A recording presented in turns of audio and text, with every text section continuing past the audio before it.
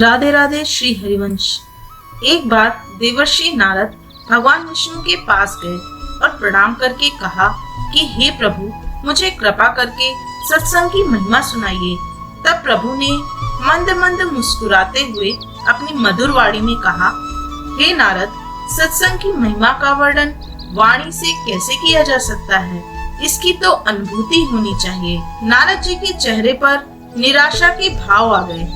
तब प्रभु बोले, अच्छा ठीक है, तुम यहाँ से आगे जाओ, वहाँ पर तुम्हें एक इमली का पेड़ मिलेगा जिस पर एक बहुत ही विचित्र विविध रंगों वाला गिरगिट रहता है।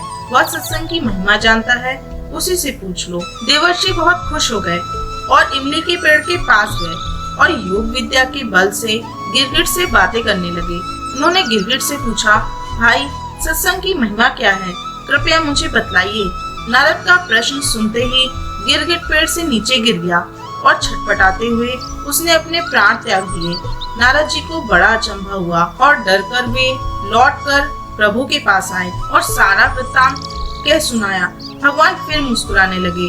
उन्होंने कहा, अच्छा कोई बात नहीं, तुम एक नगर सेठ के घर जाओ, वहाँ जो तोता तुम्हें पिंजरे में दिखेगा वह भी सत्संग की महिमा जानता है, तुम उससे पूछ लेना। नारद जी तुरंत ही क्षण भर में वहाँ पहुँच गए और तोते से फिर से वही सवाल पूछा, मगर देवर्षि के देखते देखते उसने आंखें मूंद ली और उसके भी प्राण पखेरु उड़ गए।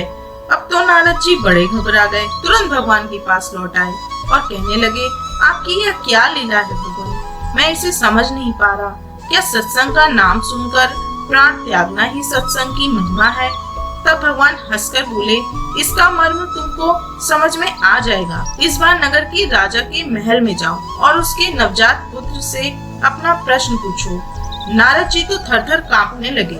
बोले, हे प्रभु, अब तक तो बच गया, लेकिन अब की बार तो लगता है मुझे ही मरना पड़ेगा। अगर वह नवजात राजपुत्र मर गया तो राजा मुझे जिंदा नहीं छोड़ेगा। भगवान ने नारद जी को अभय दान दिया। तब नारद जी हिम्मत करके गए। राजमहल में बड़ा ही सत्कार हुआ। राजा को पहली संतान हुई थी और पुत्र के जन्म पर उत्सव भी मनाया जा रहा था। नारद जी ने डरते डरते राजा से पुत्र के बारे में पूछा। तब राजा ने नारद जी को राजकुमार के पास भेजा। तब नारद जी ने मन ही मन श्री हरि का नाम लेते हुए नवजात राजकुमार से सत्संग की महिमा पूछी। अब जैसे ही नारद जी ने प्रश्न किया, नवजात शिशु हंस पड़ा और बोला, देवर्षि, चंदन को अपनी सुगंध और अमृत को अपने माधुर्य का पता नहीं होता। ऐसे ही आप अपनी महिमा नहीं जानते, इसीलिए मुझसे पूछ रहे हैं। वास्तव में आपके क्षण मात्र के संग से मैं गिरगिट योनि से मुक्त हो गया। आपके दर्शन मात्र से तोते की योनि से मुक्त होकर मैं मनुष्य जन्म को पा सका और प्रभु की कृपा से मिले आपके सानिध्य से मेरी कितनी ही योनियां बिना भोगे ही कट गईं और मैं सीधे मानव तन में पहुंचकर राजकुमार बन गया।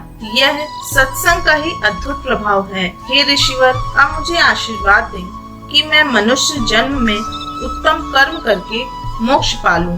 नारद जी ने आशीर्वाद दिया और लौटकर भगवान को सब बता दिया। तब भगवान बोले, सचमुच सत्संग की बड़ी महिमा है। संत का सही गौरव या तो संत जानते हैं या उनके सच्चे भक्त जानते हैं। संतों का सानिध्य तो महाकल्याणकारी होता है। जैसी संगति वैसी गति। अच्छे आचरण के साथ यदि बुद्धि भी निर्मल हो तो सत्संग के प्रभाव से शुद्ध भक्ति जागृत होती है और फिर भक्त भगवान में ही लीन हो जाता है और पूर्णता को प्राप्त कर लेता है। दोस्तों, आपको ये कथा कैसी लगी हमें कमेंट बॉक्स में लिखकर जरूर बताइए।